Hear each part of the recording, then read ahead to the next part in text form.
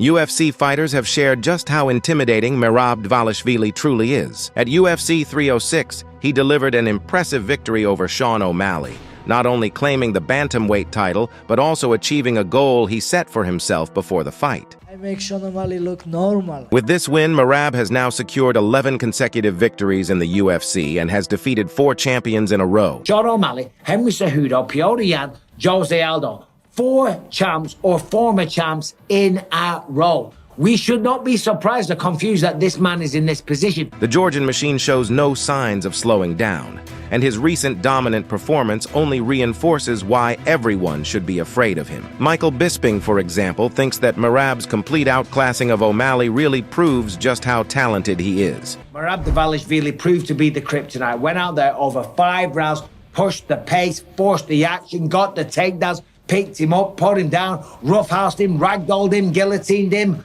just bossed him all over the octagon. At one point, even had him in a guillotine, kissed him on the neck. Merab stepped into the fight with a huge takedown threat thanks to his top-notch wrestling, but he showed that there's more to his game. He moved around, threw feints, and mixed in kicks, making O'Malley make mistakes that led to takedowns. As Daniel Cormier noted, Justin Gaethje put it perfectly, a wrestler like Merab, who can also fight well on his feet, is a total nightmare. Justin Gaethje told me, he goes, he Khabib'd him. He Bilal Muhammad'd him. He goes, that up and down shit is exhausting. And it's true, because Cain Velasquez used to do it to me. It was Merab in classic Merab form. Going forward, moving around, you know. Dean Thomas had one of the best analogies I've heard. He goes, it's very difficult to track a butterfly in a windstorm because then it's just getting blown all over, up, down, around. That's Merab.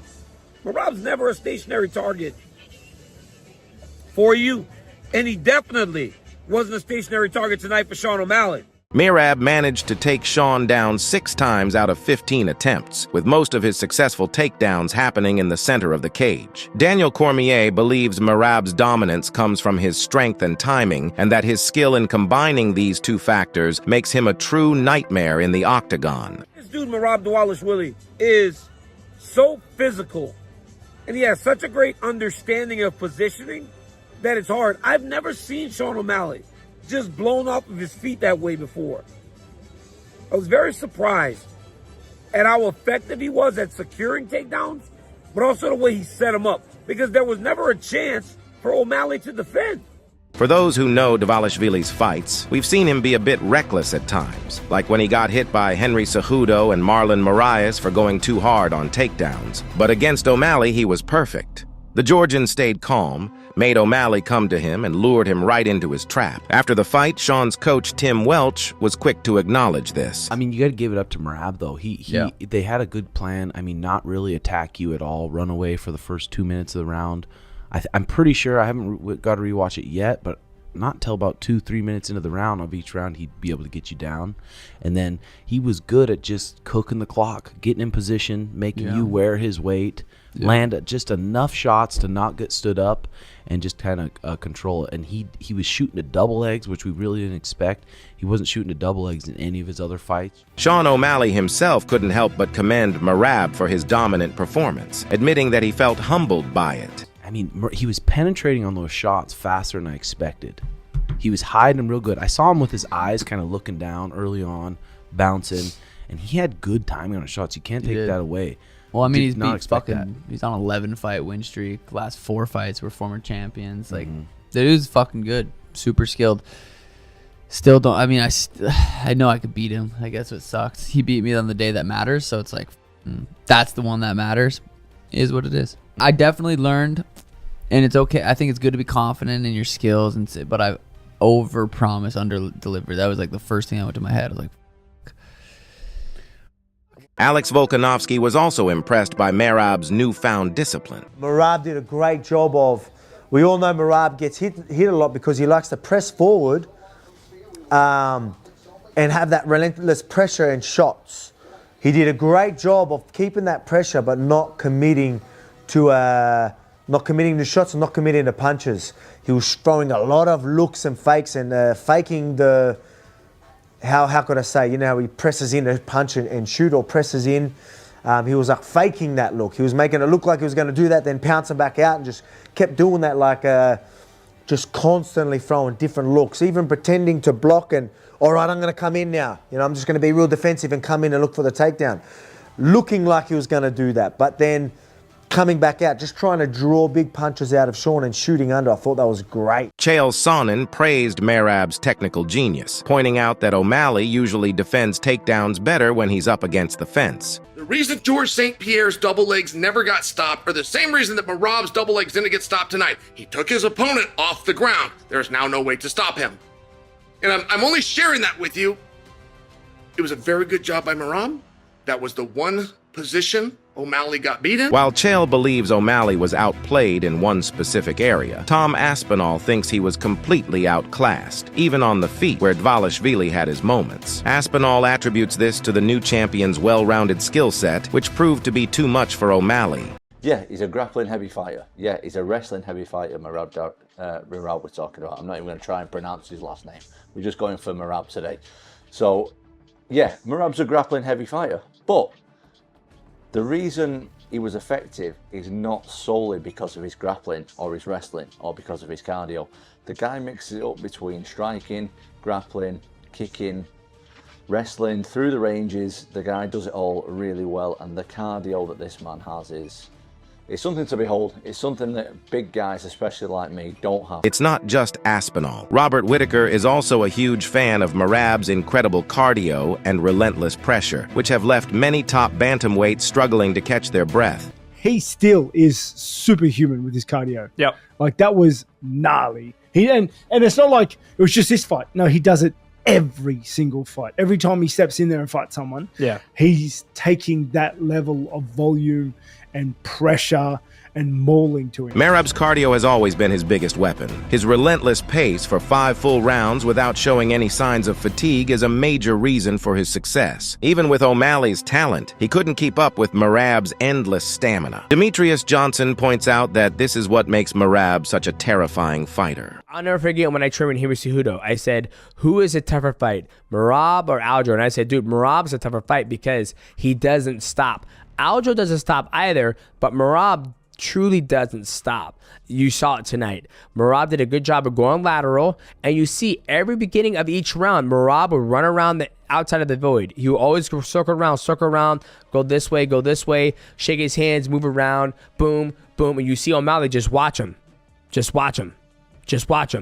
And then once Merab locked his hands around his waist, his takedowns and the foot sweeps and off the cage are so damn quick. O'Malley found himself watching Merab, frozen by the non-stop pressure and dominance that you can only really appreciate after being in the cage with him. Maybe that's why Henry Cejudo, who experienced the machine's power and strength firsthand when he lost to Merab at UFC 298, was so confident that Merab would handle O'Malley.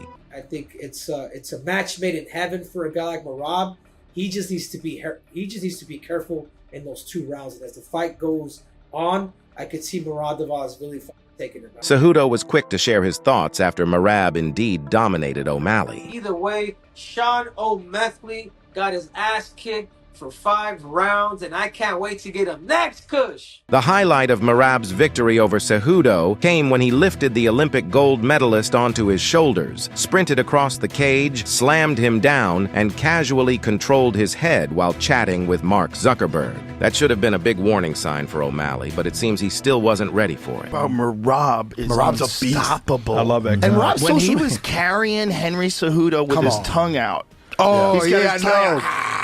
And he's like a savage baby. moment. What a savage moment. Walking over to Mark Zuckerberg, holding Henry Cejudo, 2-division world champion, gold medalist. Look at that. That's insane. If O'Malley didn't learn from Cejudo, he should have taken notes from Merab's fight against Petr Yan, a mutual opponent. While O'Malley had a close, back-and-forth battle with Yan at UFC 280, Merab completely dominated the Russian just a few months later, attempting a UFC record of 49 takedowns and landing 11 of them. That's impressive, especially against a guy known for being one of the hardest to take down. Anthony Smith was shocked by what Merab did to Yan. I was shocked, to be honest with you, because I thought that Petr Yan's wrestling was pretty good. I guess I underestimated Merab's willingness to just continue to shoot. He was 11 for 49 on takedown, 49 takedown attempts.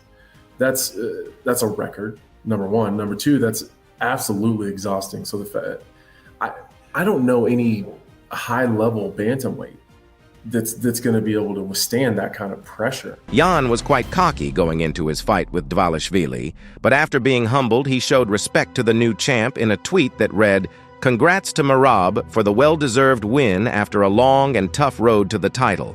Hopefully we can meet again in the future when we are both at 100%. Looking ahead, Merab is likely to defend his belt against Khabib Nurmagomedov's cousin, Umar Nurmagomedov, who currently holds the number 2 spot in the bantamweight rankings after his recent win over Corey Sandhagen. When Khabib was asked who he wanted Umar to face next, Merab or Sean O'Malley, he immediately named Merab as the ideal opponent. I want Merab, to be honest, because he is from Georgia. It's not easy to beat Umar, and it's not easy to beat Merab or Sean O'Malley. You know, it's like this is high level, you know, and anything can happen. But my opinion, Umar is ready. Umar is definitely ready, but he wants the newly crowned champion to savor his victory for now. Here's what the Dagestani said to Merab on Twitter. White Papaka versus Black Papaka. It has to be. Congratulations, Merab. You are the champion right now. You deserve this belt. Enjoy it. However, Merab believes Umar needs one more win against a top 5 opponent before he should be considered for a title shot. Interestingly, the new champ sees former flyweight king Davison Figueiredo as a much more dangerous challenge than Young Eagle. I want to fight for the top of the top, you know, like I think Figueiredo, the former champion, will be 5th champion on my list, and he more dangerous, knockout power, good jiu-jitsu, makes people sleep, and it really coming from the 3 straight win, top guys, you know, and that's why this fight excites me, makes me motivation, makes me work hard, you know. Umar, like I wasn't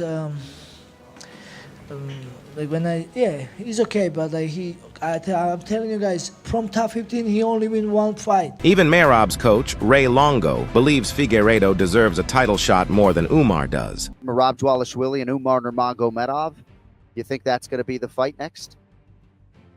I'm going to say that's the fight they're going to push next, but I would give Figueiredo the fight before Umar at this point. The bantamweight division is definitely heating up, with Merab having some great options ahead. Meanwhile, O'Malley has contenders like Corey Sandhagen and Patter Yan waiting for him if he wants to rebuild his path back to the top. These matchups are sure to make things very exciting. How long do you think Merab Dvalishvili's reign will last? Let us know your thoughts in the comments. If you enjoyed the video, be sure to check out my other videos, and don't forget to like and subscribe.